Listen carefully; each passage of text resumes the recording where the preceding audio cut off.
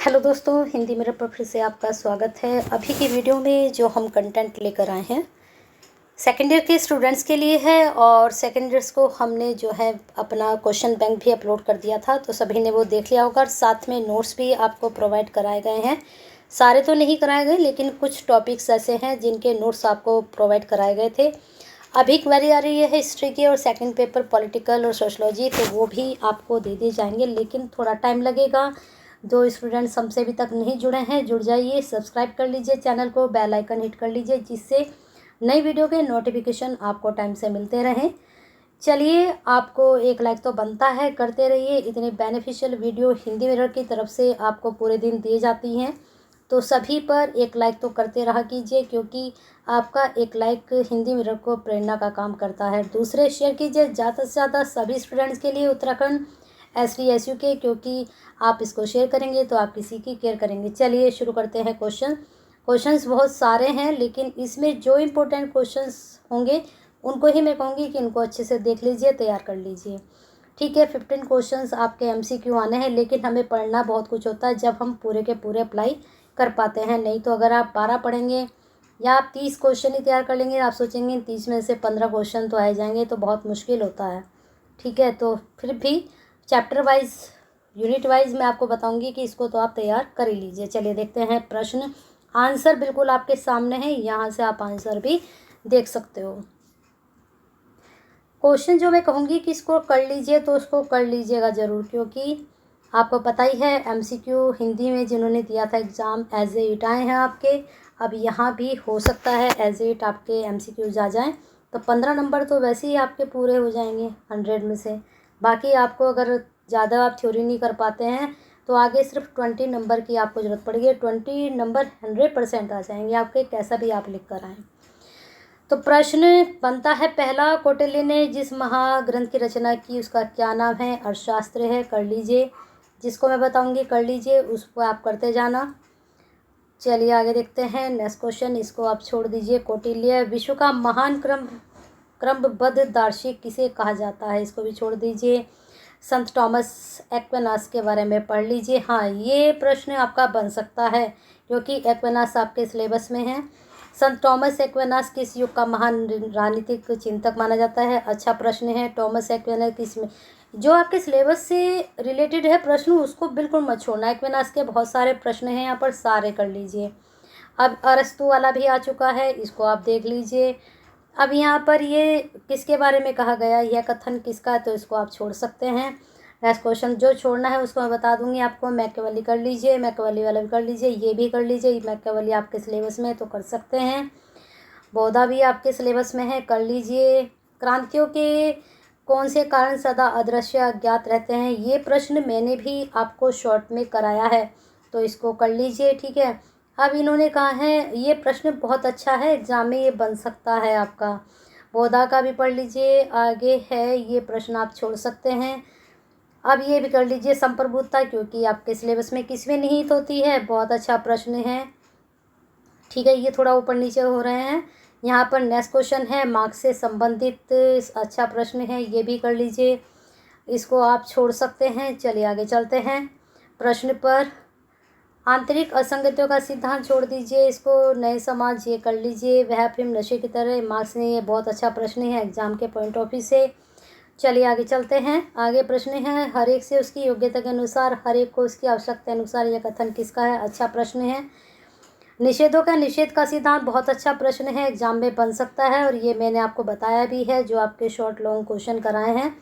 चलिए आगे चलते हैं। संपत्ति परिवार का एक अंग होती है, बहुत अच्छा प्रश्न है अरस्तु के अनुसार। ठीक है, जिसे अरस्तु आदर्श राज्य मानता है, द्वितीय सर्वश्रेष्ठ राज्य है, यह कथन किसका है? सेवाइंकर। इस तरह का मैंने एक शॉर्ट क्वेश्चन भी आपका बनाया है। ठीक है, चलिए आगे चलते हैं।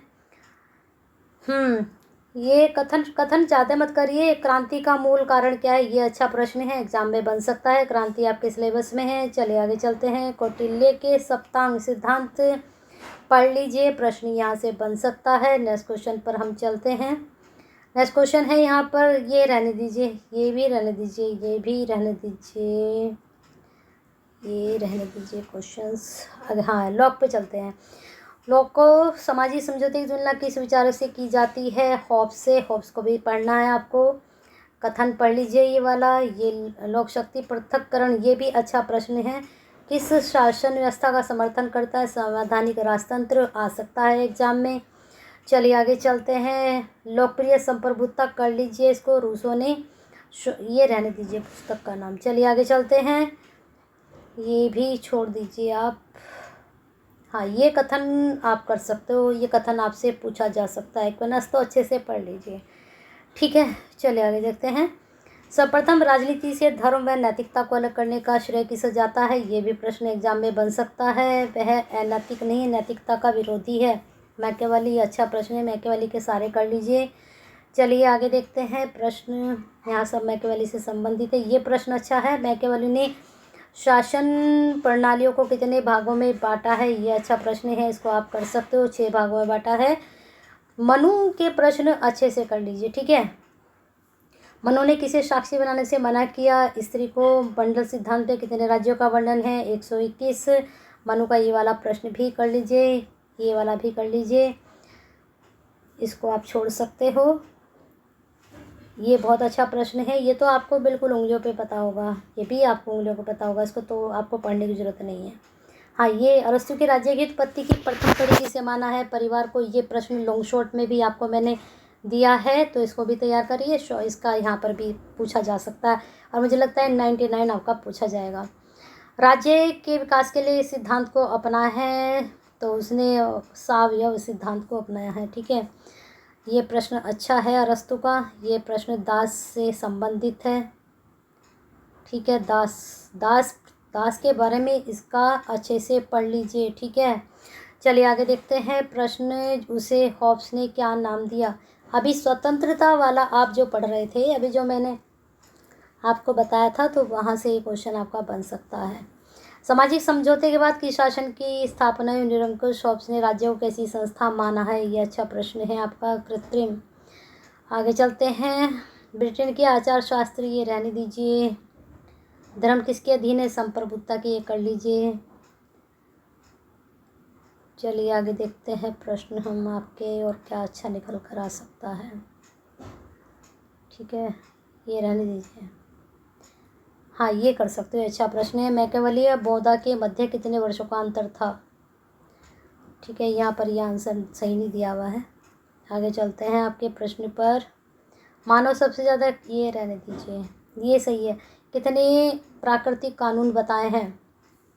19, ठीक है। अच्छे से कर लेना, ये आ सकता है एग्ज़ाम में। MCQ का कुछ पता नहीं चलता कहाँ से कैसे आ जाए।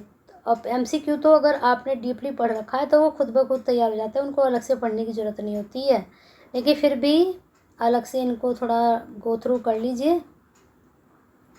गो थ्रू कर लेते हैं तो थोड़ा आपको रहता है कि हाँ चलो हमने पढ़ा हुआ है, तो ये हमारा पढ़ा हुआ आ गया है एग्ज़ाम में। तो क्वेश्चन मुझे भी कोई ऐसा कोई ख़ास नज़र नहीं आ रहे हैं इसमें, जो आप अपने, वैसे तो आप सारों में ही एक बार निगाह दौड़ा लेना, ठीक है। तो जो प्रश्न मैंने बताया उनको और अच्छे से देख लेना आप, और बने रहिए हिंदी मिरर के साथ। सबको एक बार गो थ्रू तो कर ही लेना आप। अच्छे प्रश्न हैं सारे, हो सकता है इनमें से कहीं से आ जाए, तो बने रहिए हिंदी मिरर के साथ। अपना प्यार और साथ ऐसे ही बना के रखिए, और आपकी अभी कोई भी क्वेरी है तो सेंड कर दीजिए। और हिंदी मिरर की ये वीडियो सबसे ज़्यादा शेयर करिए उन स्टूडेंट्स के लिए जो आपके जैसे ही श्रीदेव सुमन से BA सेकेंड ईयर कर रहे हैं पॉलिटिकल साइंस से, ठीक है। उनके लिए भी बेनिफिशियल हो सकती है। उसे हो सकता है उनके पास कुछ भी कंटेंट ना हो और आप इसे शेयर करें तो उनके पास ये कंटेंट पहुंच जाए।